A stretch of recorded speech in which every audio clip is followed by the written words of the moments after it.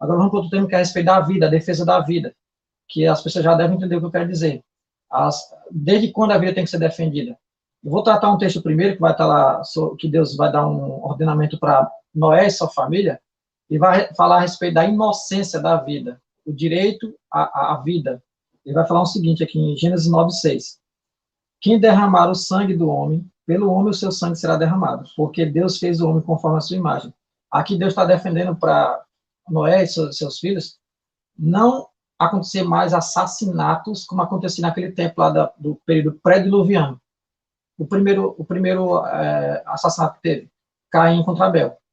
Um inocente morreu pelas mãos de um ímpio, né? A partir dali, Caim veio se tornar um iníquo de fato, né? Não que ele já viesse fazendo coisas erradas, né? Porque a própria Escritura vai dizer que ele fazia obras malignas, ele era maligno. E ele ratificou a malignidade dele fazendo aquele ato contra Abel. Então, foi o primeiro inocente. O que é que eu quero deixar claro aqui, pessoal, com esse texto? Já vou ler outro para emendar nesse. Êxodo 20, verso 13. Não matarás. É um dos 10 mandamentos. Mas a palavra aqui no original, pessoal, está assim, ó. Vou colocar aqui no original, em hebraico, hatsash, né? O hatsak, né? Não sei hebraico exatamente, mas o significado é assassinar. Então, não assassinarás. Existe a diferença entre não matar e não assassinar. O que Deus está falando lá para Noé e seus filhos é: não assassinem, não tirem a vida do inocente de qualquer forma, ou não cometam esse ato pecaminoso. Agora, existe a forma que Deus, vamos dizer assim, ratifica, que seria a pena de morte. Existia naquele tempo da lei, existia antes. Ele acabou de falar. Se o homem derramar o sangue do outro homem, pelo homem o seu sangue será derramado. Então, se ele matar, vida por vida. É isso que ele está dizendo. Aí, quando vê a lei, os 10 mandamentos e todas as outras leis, Deus ratifica algumas penas de morte. Mas para pessoas o quê? Que são culpadas, não inocentes. Então, você vê que Deus define a vida desde o adulto, e agora nós vamos caminhar para a vida do inocente, que é outra mentira que a teologia da inclusão vem trazendo, que as crianças do ventre não têm direito à vida. Depende da situação.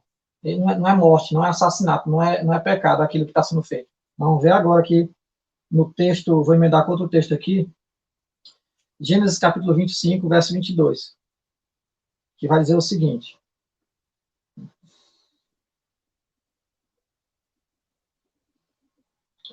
Verso 22, aqui vai ter a briga, né, o episódio da briga entre os filhos no ventre de Rebeca, entre Esaú e Jacó. E os filhos lutavam dentro dela. Então disse: se é assim, por que sou eu assim? E foi perguntar ao Senhor. Só esse verso. Eu vou deixar o irmão Jean comentar em seguida. Então vocês estão vendo que Deus já defende a vida desde a concepção, desde o ventre. Ali não são duas coisas dentro do ventre, são duas crianças, são duas vidas. Aí você pega o texto que eu acabei de falar sobre a inocência da pessoa, o direito à vida. Porque é diferente de uma pessoa que merece a pena capital, né? Isso é um outro assunto, mas são assuntos que estão juntos. Pode comentar, irmão Jean. O não assassinarás também está envolvido na questão de você defender a vida, né? Você proteger alguém, né? Alguém vem matar minha esposa, meu filho, eu vou defender. Aí não é uma questão que eu fui lá com maldade e matei alguém. É uma legítima defesa. Também tem isso. Por isso que a palavra é assassinarás, não assassinarás, por conta da intenção de matar, né, com má intenção. Aqui o Salmo 139:15 é interessante dizer assim: os meus ossos não te foram encobertos, quando no oculto fui formado e entretecido como nas profundezas da terra. Os teus olhos viram o meu corpo ainda informe, e no teu livro todas estas coisas foram escritas, as quais iam sendo dia a dia formadas, quando nem ainda uma delas havia. Isso praticamente aqui é uma ultrassom.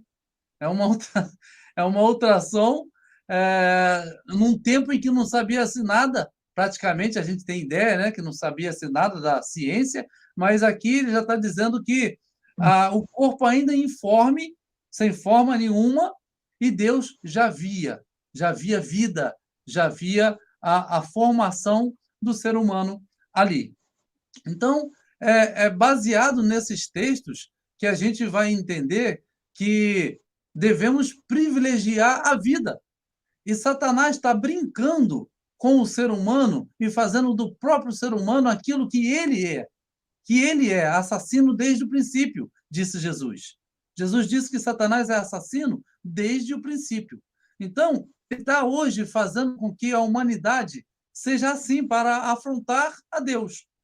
Eu fiz uma série de vídeos agora sobre a questão da idolatria, de Satanás sendo adorado por diversas formas, desde do princípio de todas as coisas, mas ele não está interessado na adoração do ser humano para ele, porque ele nem liga para o ser humano, ele não quer saber do ser humano. Ele está interessado que essa adoração não vá para Deus. Então, o que ele puder fazer que Deus seja totalmente distorcido na imagem de Deus no ser humano, ele vai fazer. Então, é mais uma delas, mais uma imagem que está sendo distorcida no ser humano, a inocência. Agora, além de ser fora, né, do ventre, agora dentro do ventre. Então, foi com Jesus, foi com Moisés, quando já recém-nascidos, que os libertadores, né, um tanto espiritual, o outro Moisés físico, libertadores que foram procurados para serem mortos logo assim que nasceram. Mas agora Satanás está trazendo para antes ainda. E, às vezes, com essa teologia inclusiva, vai passando essa ideia como se fosse com várias motivações, várias coisas, várias razões, e, na verdade, vai se misturando muita coisa. E a palavra de Deus aponta para outro caminho. Exatamente. O que a gente está querendo deixar claro aqui, pessoal, é que você já deve ter visto notícias, não preciso comentar aqui, de que há assuntos que dividiram os crentes, a igreja. Não, mas a gente tem que entender naquele determinado momento, nesse caso, a gente tem que ser a favor, sim, do infanticídio, né, a favor da criança ser tirada do ventre, né? Vocês estão entendendo o que eu estou falando? Não, pessoal. O que nós estamos deixando claro aqui é que a Bíblia, em nenhum caso, ela defende a criança ser tirada do ventre daquela forma truculenta que vocês sabem o que é. Em nenhum caso. Um tempo atrás eu tinha até dúvidas sobre esse assunto e eu fui procurar. E não achei nenhuma base bíblica para defender em nenhum caso. Eu sei que os irmãos devem estar chocados, deve ser uma informação pesada para algumas pessoas ouvirem, mas eu estou falando como a Bíblia fala. Não adianta que eu querer colocar a minha ideia dentro do texto, que é o que a gente já falou em outros assuntos. Não, vou colocar o que eu acho dentro do texto e a Bíblia vai se conformar ao que eu quero. É só se fosse assim, então não precisava de obedecer nada, porque a Bíblia tinha que se conformar sempre à minha vontade, e aquilo que ela chocava, a vontade de Deus se chocasse com a minha que ia prevalecer. A de Deus tanto faz, só faz se estiver de acordo com a minha. Então a gente vai longe nessa ideia. O outro texto aqui, ó, que mostra que a Bíblia defende a vida desde a concepção, que o ser inocente tem que ser defendido, Lucas capítulo 1, verso 41. E aconteceu que, ao ouvir Isabel a saudação de Maria, a criancinha saltou no seu ventre. E Isabel foi cheia do Espírito Santo. Olha só, a criancinha lá, tendo vida, tendo pensamento, tendo autonomia, tendo vontade própria. Aí tem gente que vai dizer, não, mas naquele caso ali pode, porque Deus vai entender. Deus não vai entender nada, pessoal.